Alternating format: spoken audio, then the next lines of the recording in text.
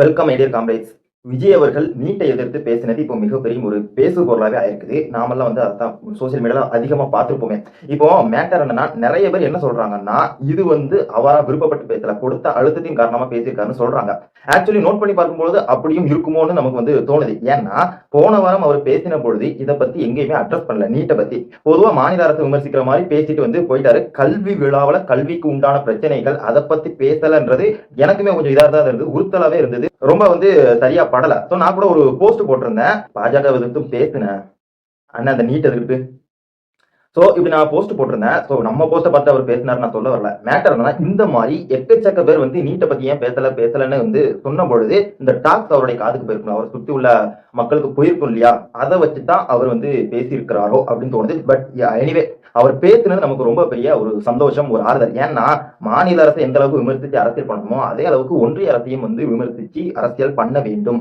ஏன்னா திமுக இப்ப மோனோபோலியா இருக்க ஒரு காரணம், ஒரு மேஜர் பாயிண்ட் என்னன்னு சொல்லட்டுமா, பாஜக எதிர்ப்பு. பாஜகவுடைய எதிர்ப்பு காரணம்தான் பார்ட்டி அவுட் ஆஃப் பார்ட்டி அடிச்சாங்க. அப்போ இந்த மாதிரி ஒரு அரசியல் யுக்தி நான் சொல்ல ஒரு நேர்மை வேணும், கொஞ்சமாவது நேர்மை பிஜேபி எதிர்க்கிறதா நேர்மை என்ன பொறுத்த மட்டும். ஏன்னா அதுதான் ஒரு ஒரு பார்ப்பனிய புத்தியோட செயல்படக்கூடிய ஒரு கட்சினா அது பாஜக தான். அப்போ அவங்க கொண்டு வரக்கூடிய அப்போ யாரெல்லாம் டாக்டர் ஆகணும்னு நினைக்கிறாங்கன்றத அவரே மேடையில சொல்லியிருந்தாரு. ஒரு பிரிவிலேஜ்டு பீப்புளுக்கு ஸ்பேஸ் கொடுக்கக்கூடிய ஒரு படிப்பு தான் இந்த நீட் வாயிலாக செல்லக்கூடிய டாக்டர்ஸ் அவரே சொல்றாருல்ல. அப்போ இதை எதிர்த்து அவர் அட்ரஸ் பண்ணது நமக்கு ரொம்ப பெரிய சந்தோஷம். அவர் என்ன சொன்னார்னா, கன்கரண்ட் லிஸ்ட்ல கொண்டு வந்ததான் பிரச்சனை. அதாவது இப்போ புதிய கல்விக் கொள்கை திட்டம்னு ஒன்று கொண்டு வராங்க. அது எப்படின்னா முழுமைக்கும் தேசம் முழுக்க ஒரே கல்வி அப்படின்ற மாதிரி. இப்போ மாநில ஸ்டேட் போர்டு அப்படின்னு பார்த்தோம்னா அது அந்தந்த மாநிலம் சார்ந்த ஒரு கல்வியை அந்த கல்வி தரத்தை நிர்ணயிப்பாங்க. இப்போ மேட்டர் என்னன்னா, அந்த கன்கரண்ட் லிஸ்ட், அதாவது இதுல அண்ணாமலை அவர்கள் ஸ்டேட் கவர்மெண்ட் குலத்தொழில் கல்வி திட்டத்தை கொண்டு வர்றதா கொண்டு வர போறாங்க. அண்ணாமலை அவர்கள் ஒரு அவதூற பரப்பினாரு.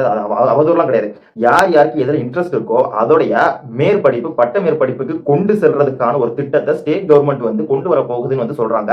ஆனா இந்த நெப்பு என்ன தெரியுமா சொல்றது, தேசிய கல்விக் கொள்கை திட்டம் அவர் லோக்கல்ல என்ன தேவை இருக்குதோ, ஒரு எலக்ட்ரீஷியன், பிளம்பிங் வேற இந்த மாதிரியான நீட் என்ன இருக்குதோ அதை பூர்த்தி செய்யும்படி மாணவர்கள் தொழிலை கத்துக்கணும்னு சொல்றாங்க. ரெண்டுமே ஒண்ணா. நம்ம லோக்கல்ல ஒரு பிளம்பரோ ஒரு எலக்ட்ரீஷியனோ ஒரு கொத்தனாரஸ்தால வேலை பார்க்கறாங்கன்னா இதற்கு ஒரு மாணவனை அனுப்பிச்சு வைக்கிறதும், அதிலே ஒரு பட்ட மேற்படிப்பு ஒரு இன்ஜினியர், இப்போ கோஸ்டல் சைடு ஒரு கடல் சார்ந்த பகுதின்னு வைங்களேன், கடலுக்கு உள்ள அவங்களுக்கு பயம் இருக்காது. அப்ப அதுல அவங்களுக்கு ஒரு ஹையர் பொசிஷன், எவ்வளவோ பொசிஷன்ஸ் இருக்குது. மெரைன்ல எக்கச்சக்க வேலைகளும் ஹையர் பொசிஷன் அபிஷியல்ஸ் எல்லாம் இருக்காங்க, நமக்கு தெரியாது. ஸோ அந்த மாதிரி படிப்புக்கு அவங்களை புஷ் பண்ணணும்னு ஸ்டேட் கவர்மெண்ட் நினைக்குது. நேஷனல் எஜுகேஷன் பாலிசி அதை நினைக்கிறேன். இப்போ ரெண்டுமே ஒரே தரம் தானே. அண்ணாமலை கூமுட்ட தரமா உளறிட்டு போயிருக்காரு. இப்போ விஜய் அவர்கள் என்ன சொல்றாங்கன்னா, கன்கரண்ட் லிஸ்ட்ல கொண்டு வந்ததான் பிரச்சனை. அதாவது ஒரு சில சிஸ்டம்ஸ் யூனியன் கவர்மெண்டோட கண்ட்ரோல் இருக்கும், ஒரு சில சிஸ்டம்ஸ் ஸ்டேட் கவர்மெண்ட் கண்ட்ரோல் இருக்கும். எக்ஸாம்பிள்னா ஒரு யூபிஎஸ்சி டிஎன்பிசி இருக்குல்ல, ஸோ இந்த மாதிரி தான். அப்போ யூபிஎஸ்சிங்கிறது யூனியன் கவர்மெண்டோட கண்ட்ரோல், டிஎன்பிசிங்கிறது ஸ்டேட் கவர்மெண்டோட கண்ட்ரோல். இப்போ மேட்டர் என்னன்னா, கன்கரண்ட் லிஸ்ட்ங்கிறது அப்படி கிடையாது. எல்லா ஸ்டேட்டுமே ஒவ்வொரு மாநிலம் ஒவ்வொரு விதமா இருக்கும். இப்போ மேட்டர் என்னன்னா எதுக்காக ஒரே தேசம் ஒரே கல்வியெல்லாம் இருக்கக்கூடாதா, ஒரே எக்ஸாம்ஸ் எல்லாம் இருக்கக்கூடாதுன்னா, பல மாநிலங்களுடைய ஒன்றியம் தான் இந்தியா. ஒவ்வொரு மாநிலமும் ஒவ்வொரு நாடு மாதிரி, ஒவ்வொரு கலாச்சாரம் ஒவ்வொரு மொழியும் இருக்கு இல்லையா. அப்ப அதை எப்படி இந்தியாக்குள்ள ஒரே அந்த ஒரு கூண்டுக்குள்ள கொண்டு வர முடியுங்கிறதா எல்லாருடைய கேள்வி. இப்போ இந்த மாதிரி என்சிஆர்டிய எக்ஸாம்ஸ் எல்லாம் கொண்டு வந்துட்டாங்க இல்லையா. இப்போ இந்த எக்ஸாம்ஸ் ஒவ்வொரு மாநிலங்களும் ஒவ்வொரு விதமான கல்விகள் நடைமுறையில இருக்குதுன்னா, அவங்க ரெடி பண்ணக்கூடிய கொஸ்டின்ஸ், நீட்டுக்காக ரெடி பண்ணக்கூடிய கொஸ்டின்ஸ் அந்தந்த மாநிலத்துக்கு ஒத்து போகுமான்றதான் கேள்வி. இப்போ அமெரிக்கா, சைனானா அது எல்லாமே ஒரே நாடு. ஆனா இந்தியாங்கிறது ஒன்றியம். இப்போ இதுலதான் பிரச்சனை. அதனாலதான் நீட் மாதிரியான எக்ஸாம்ஸ் எல்லாமே கன்கரண்ட் லிஸ்ட்ல கொண்டு வந்து, அதாவது மாநிலத்துல உள்ள மாநிலங்கள பரீட்சை நடக்கும், என்ன தேர்வுகள் நடந்தாலும் இதற்கு சிலபஸ் சப்ஜெக்ட் யூபிஎஸ்சிக்குலாம் சிலபஸ் யூனியன் கவர்மெண்ட் நிர்ணயிக்கிறது. இது அப்படி கிடையாது. ஸ்டேட் கவர்மெண்ட் தான் படிப்பாங்க, ஆனா பரீட்சை மட்டும் யூனியன் கவர்மெண்ட் வைக்கிறது எழுதணும். இது எவ்வளவு ஒரு அபத்தமானது. இதனால தான் நீட்டை நம்ம வலுவா எதிர்க்கிறோம். அதை எதிர்த்து விஜய் அவர்கள் பேசினது பாராட்டுக்குரியது.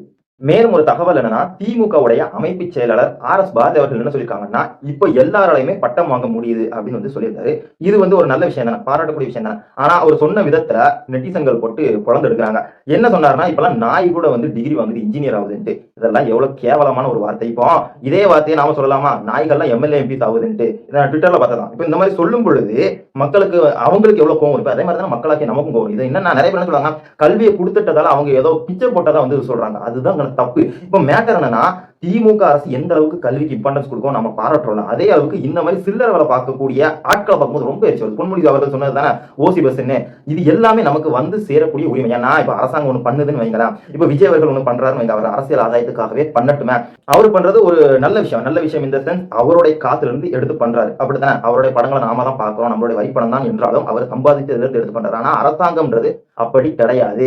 அரசாங்கம் பண்ண வேண்டியது கடமை, அது ஒன்றும் சலுகையோ பிச்சையோ ஒரு தானமோலாம் கிடையாது. அது நமக்கு வந்து சேர வேண்டிய ஒரு கல்வின்றது வந்து சேர வேண்டியது, மக்களுக்கு நலத்திட்டங்கள்ங்கிறது வந்து சேர வேண்டியது. அதாவது இலவச பஸ்ன்றது தப்பு கிடையாது, 1000 ரூபாய் உரிமை தொகைன்றது தப்பு கிடையாது. எல்லாத்துக்குமே கல்விக்கு இடஒதுக்கீடு அமைச்சு தந்த இந்த திமுக அரசாங்கம், ஏன்னா அண்ணாதுரையில இருந்து கலைஞர் ஸ்டாலின் அவர்கள் வரைக்குமே, அதாவது ரிசர்வேஷனுக்கு உண்டான போராட்டங்கள், ஆல்சோ இது கிரீமி லேயர், அதாவது எக்கனாமிக்கலி வீக்கர் செக்ஷன், பொருளாதார அடிப்படையில வந்து வீக்கா இருக்கிறவங்களுக்கு கொண்டு வரக்கூடிய ரிசர்வேஷனையும் எதிர்க்கிறதுல வந்து யாருமே வந்து பாரபட்சம் காட்டினதுல வலுவாக எதிர்த்திருக்காங்க. மேலும் இடஒதுக்கீடு கொண்டு வரவும் முயற்சி எடுத்திருக்காங்க. இப்போ இதையெல்லாம் வச்சுக்கிட்டு நாங்க இல்லைன்னா உங்களால பிழைச்சிருக்கவே முடியாதுன்னு இந்த திமுக கூடிய சில்லறைங்க பேசுறதெல்லாம் ரொம்ப சில்லறத்தனமா இருக்குது.